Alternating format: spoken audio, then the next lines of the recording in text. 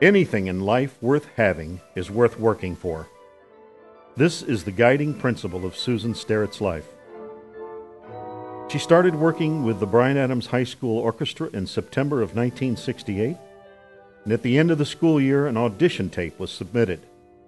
As a result, the orchestra was invited to play at the Music Educators National Conference in Chicago, Illinois, on March the 6th, 1970. They had earned the title National Honors Orchestra for that year. The following comments are the reflections about the Chicago experience and about Susan Starrett.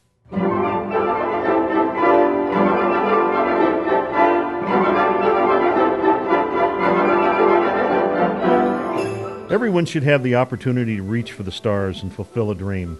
Many have a dream, some pursue the dream, and few achieve it. An unlikely group of kids from a town in the backwoods of culture and music dared to dream, toiled in dogged pursuit of that dream, and ultimately achieved their day of glory. So many lives were forever uplifted, none of it possible without Susan Starrett to guide us, encourage us, and demand the best. From the bottom of our hearts, thank you and well done. Lee Knuth, percussion.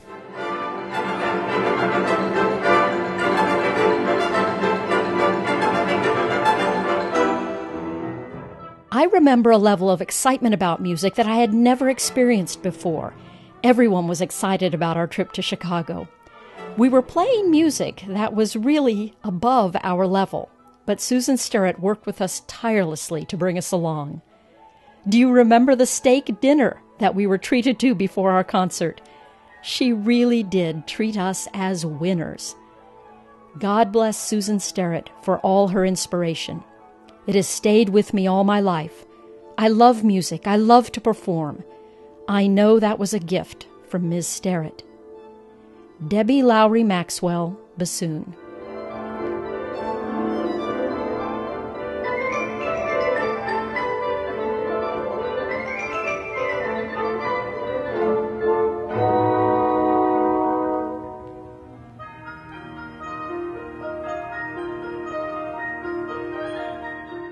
Susan Starrett is a woman who gave her all for us. She must have had patience of steel to put up with teenagers. Maybe she didn't realize it, but through it all, a little bit of her stuck with us. When we would have those early morning practices, she would drive to my house and pick me up when my parents were not able to take me. She really did go the extra mile. Thank you, Susan. John Hatcher, violin.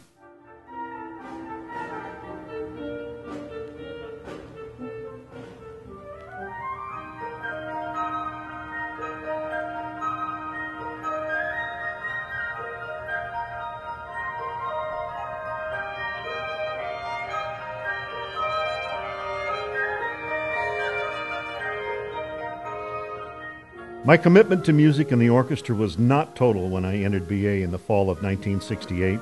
Susan Starrett found ways to encourage me, guide me, as well as create excitement for the orchestra. She kept me motivated and involved. She even created a job for me. The job was concert arrangements manager. Under the direction of Susan Starrett, the 69 and 70 school years were good times for all. Bob Metter, violin. Concert Arrangements Manager.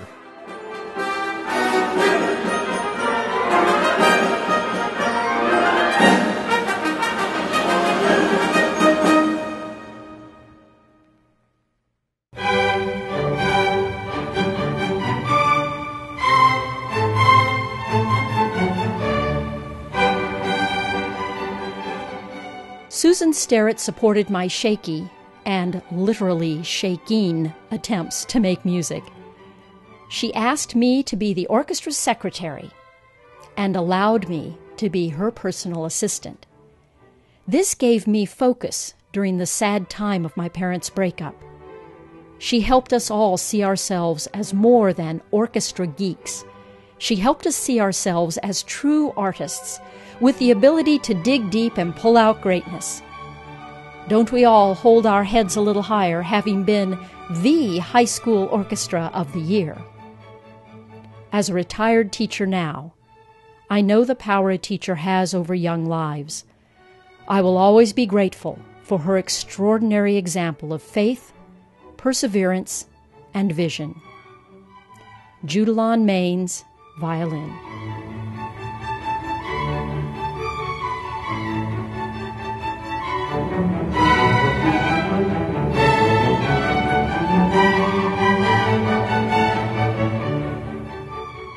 I have an overall impression of lessons learned during the times we spent with Susan. I remember an inspiring coach who dreamed big and sold us on the idea that we should dream big too. I remember her as being firm but fair, and focused without being fanatical. After all this time, I couldn't tell you the names of most of my high school teachers. But it is unthinkable that I could ever forget Miss Starrett and all she meant to us and will continue to mean in the future. Greg Rutledge, cello.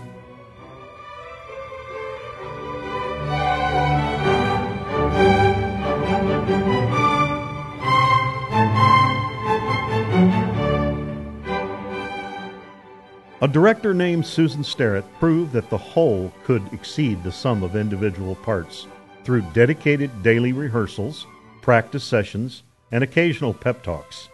Soon the orchestra was able to perform symphonic literature at levels of both difficulty and quality not previously experienced. It culminated in the Bryan Adams High School Symphony Orchestra being selected the 1970 National Honors Orchestra. The honor to perform before the Music Educators National Conference in Chicago was an experience which its participants will never forget. Gerald Brhinski, violin 1.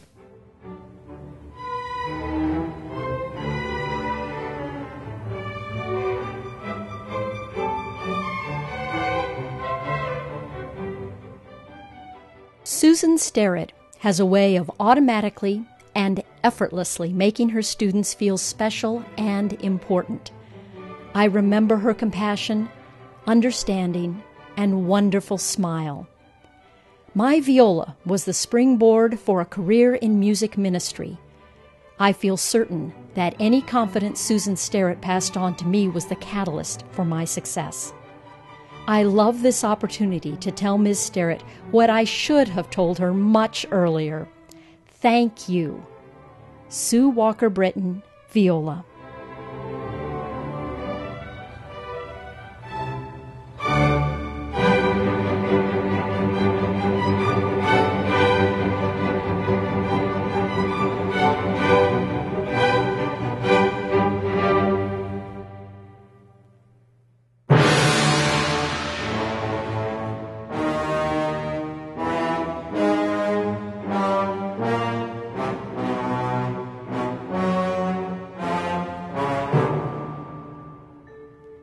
Václav Nelibel was captivating to watch as he entered the band room and then took the baton. After a brief start on his composition, he turned to the violins. In his thick Czech accent, he barked, "Full bow!" and he demonstrated air violin. We were moving to a higher level of thought and performance. Hearing that record takes me back to the band room at BA, the auditorium, the Conrad Hilton Grand Ballroom, and the many places in between that made this experience of a lifetime. Larry Heron, trombone.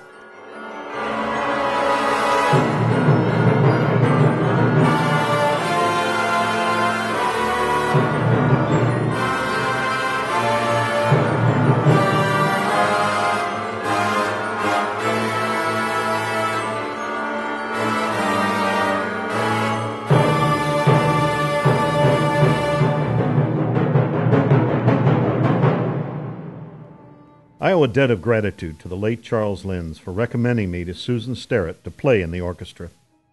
I enjoyed third period orchestra. At the start of class, I could sit in the back with the brass and drums and watch the cute girls file in. The extent of my travels prior to that point was Scout summer camps and Philmont's 70-mile hike. I can tell you that Chicago and the Grand Ballroom of the Conrad Hilton was delightfully different from collecting bugs, leaves, merit badges, and swimming a mile at a time. W. Paul Waits, trumpet.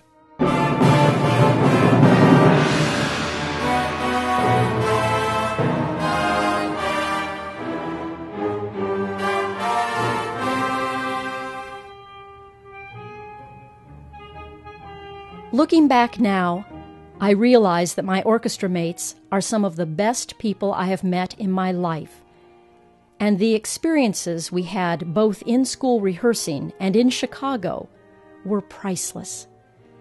Susan Starrett turned a good orchestra into a great one. Wouldn't trade being in the National Honors Orchestra of 1970 for anything. Ida Awanier, Violin 1.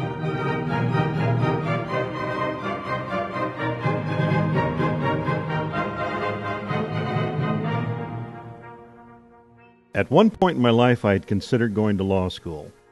It was on the bus returning from Chicago that I had an epiphany concerning the course of my life. I realized that I really wanted to pursue a career as a cellist.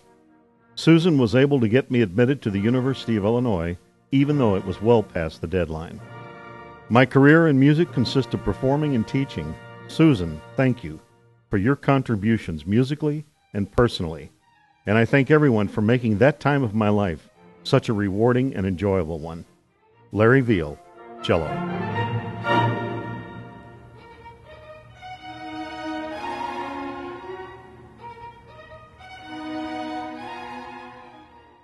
I was very fortunate to have you, Miss Starrett, as my orchestra teacher.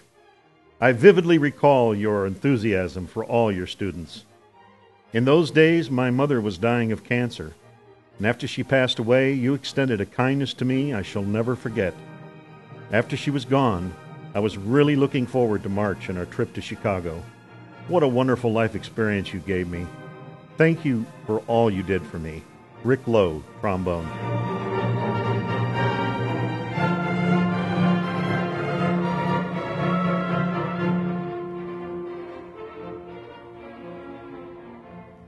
The Chicago trip was great. I would never have known of the generosity of the boys in the orchestra except for the trip. I recall Corky Cathman's treating me to more than one meal, and also Robert MacDonald as well. And I recall a shopping trip when we were free to mill about, where the wind was blowing so hard off the lake that I thought I would freeze to death. One of these guys must have paid for the knitted French beret, gloves, and neck scarf that kept me warm for years to come, and was a treasured set I kept until they were completely worn out. I am sure of this because Mom sent me with very little money, and I probably had earned most of my spending money myself. My first job was as a soda jerk at Lake Highlands Pharmacy at 75 cents per hour. Sarah Small Baker, Violin 2.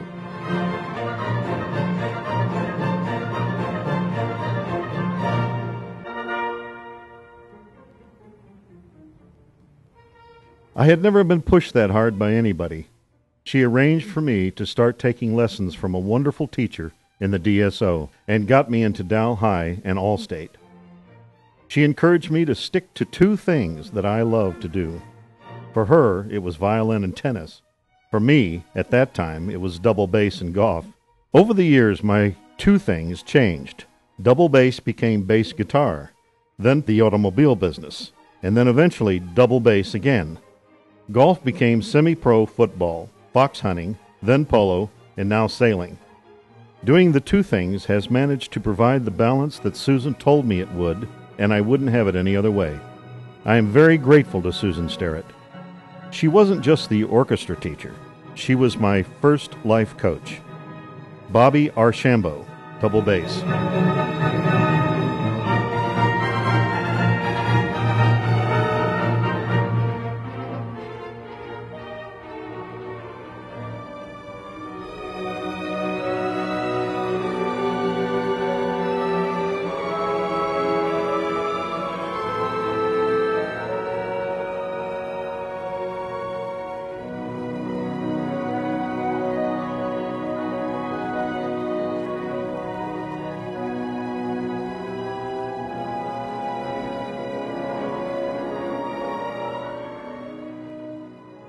Ms. Starrett, Susan, thank you for your vision, dedication, patience, and energy to recognize and create a wonderful symphony orchestra at Bryan Adams. Whenever I hear the Pines of Rome, I close my eyes and am transported in time and place to that stage in Chicago. I remember your grace, Susan, when things for me at home were overwhelming.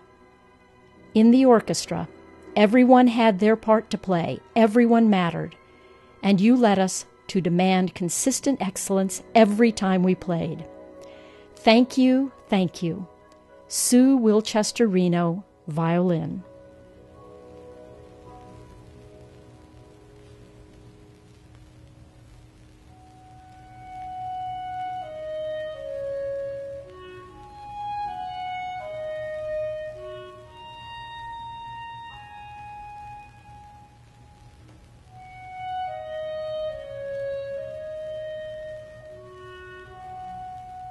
She saw in us a universe of possibilities and inspired us to realize those possibilities until they became unbelievable actualities.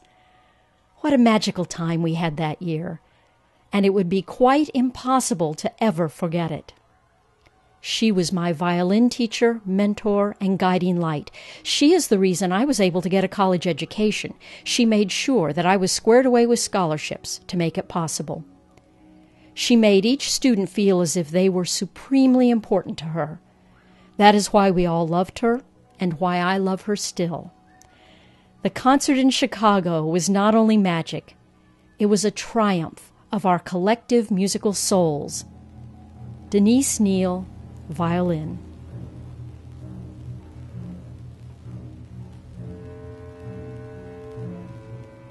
What could an accolade of mine add to the volume of what's already been said and written? I feel I was an integral part of your performance as a listener and a mesmerized member of your audience at that magical concert in the school auditorium. It was an enchanting and timeless program from classical Mozart to romantic Rossini and Kodai to 20th century Stravinsky and Respighi, plus a little modern electronic piece thrown in for kicks. Susan Starrett, you were a gift to BA. You were the right person in the right place at the right time. You were that one person who made it happen. Congratulations again. Bryan Adams High School 1970 National Honors Orchestra, even 41 years removed. We are still ever proud of your talents and achievements. Gary Shaver, writer.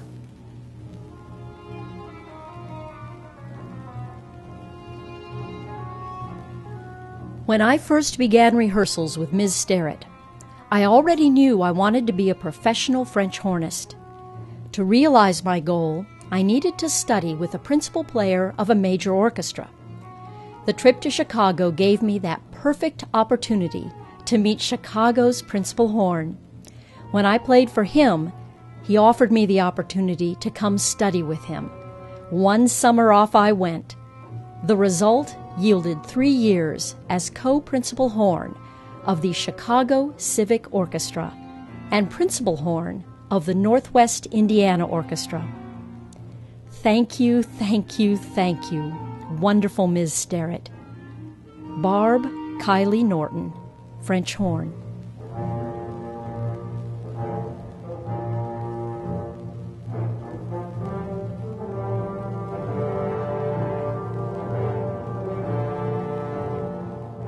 She was always trying to get us to perform at our very best. She was direct and she was demanding. By the time we got to Chicago to perform, all the hard work and effort paid off. I remember a great performance that brought honor to us, to our high school, and to Susan Starrett. Susan was a great leader and she shaped all of us into a great orchestra. I also remember that she helped us find Dr. Pepper in Chicago. Thank you, Susan Starrett, for all your hard work and dedication to our orchestra. Keith Watson, percussion.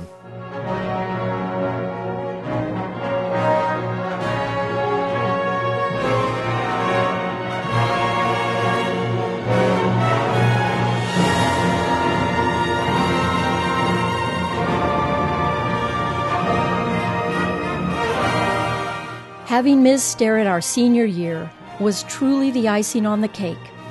In college, no one believed me when I would detail the literature that we performed. I know that my experiences enabled me to take my place in the University of Houston Orchestra with confidence. I am frequently asked why I still teach band in DISD. Very simple. I want to give back what was given to me. Jackie Poe Aiken, flute.